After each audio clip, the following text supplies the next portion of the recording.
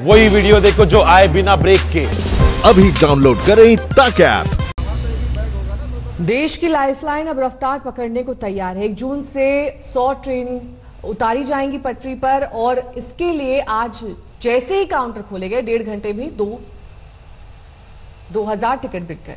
Lockdown में काफी लोग जहां थे वो वहीं फंसे रह गए। अब रेलवे की रफ्तार बढ़ने से उन्हें राहत मिली है। गाड़ी बुला रही है। कोरोना संकट के बीच जिंदगी का समय धीरे धीरे रफ्तार पकड़ रहा है। ट्रेन पटरियों पर दौड़ने जा रही है। मुसाफिरों को मंजिलों तक पहुंचाने का सिलसिला शुरू होने वाला है। 200 नॉन एसी ट्रेन की सूची कल जारी कर दी गई है। उसकी बुकिंग आज सुबह 10 बजे से प्रोग्रेसिवली बढ़ाते जा रहे हैं। अब लगभग 75 ट्रेनों की बुकिंग शुरू हो गई है और ट्रेनें जोड़ते जाएंगे। जो नॉर्थ की तरफ जाती है, नॉर्थ ईस्ट की तरफ जाती है, पश्चिम बंगाल, उड़ीसा और वहां से गुजरते हुए आगे नॉर्थ ईस्ट में जाती है, उन ट्रेनों की बुकिंग हमने शुरू नहीं की है क्योंकि हम चाहते हैं कि वहां थोड़ी स्थिति सामान्य हो जाए। रेलवे ने आज से 1,70,000 कॉमन सर्विस सेंटर पर टिकटों की बिक्री शुरू कर दी है। जल्द ही स्टेशनों पर भी टिकटों की बिक्री शुरू हो जाएगी। यानी रेलवे धीरे धीरे ट्रेन सेवा की बहाली करने के रास्ते पर आगे बढ़ रहा है। 1 जून से रेलवे 100 जोड़ी ट्रेनें चला रहा है। उसके मद्देनजर अब रिजर्वेशन काउंटर जो हैं वो आज से खुल गए हैं। सुबह से ही लोग जो हैं वो रिजर्वेशन काउंटर पर आ गए थे। आप देख सकते हैं लंबी लाइन जो है ये वो तमाम लोग हैं जो अपने टिकटों को बुकिंग के लिए यहाँ पर पहुंचे हुए हैं। रेलवे ने 1 जून से ट्रेनों की आवाजाही का मेगा प्लान तैयार किया है। 1 जून से 100 जोड़ी ट्रेनों की आवाजाही शुरू होगी। नई दिल्ली स्टेशन से 17 जोड़ी ट्रेन, निजामुद्दीन स्टेशन से 9 जोड़ी ट्रेन, आनंद विहार स्टेशन से 5 जोड़ी ट्रेन, पुरानी दिल्ली स्टेशन से 2 जोड़ी ट्रेन, सराय रोहिला स्टेशन से 1 जोड़ी ट्रेन, लखनऊ जंक्शन स्टेशन से 15 जोड़ी ट्रेन। इस तरह देश के कई शहरों से ट्रेनों के परिचालन की तैयारी कर ली गई है। ट्रेन सेवा को लेकर लोगों में इतना जोश है कि बुकिंग शुरू होने के 2 घंटे के भीतर करीब 1.5 लाख टिकटों की बिक्री हो गई। दिल्ली में मिलन शर्मा के साथ आज तक ब्यूरो।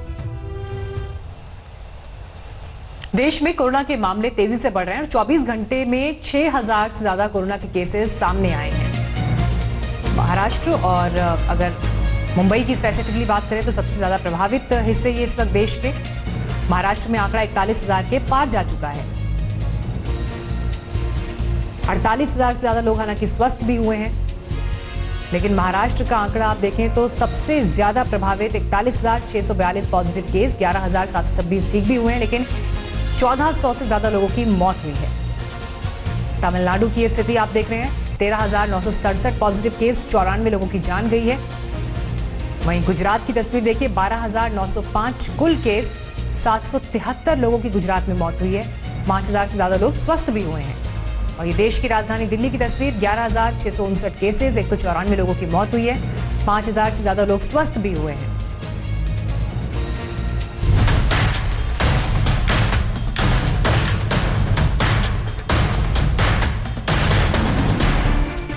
नए लॉकडाउन में सख्ती कम हुई, लोग घरों से निकल रहे हैं, दफ्तर बाजार खुलने लगे हैं। ऐसे में कोरोना की रफ्तार लगातार डरा रही है।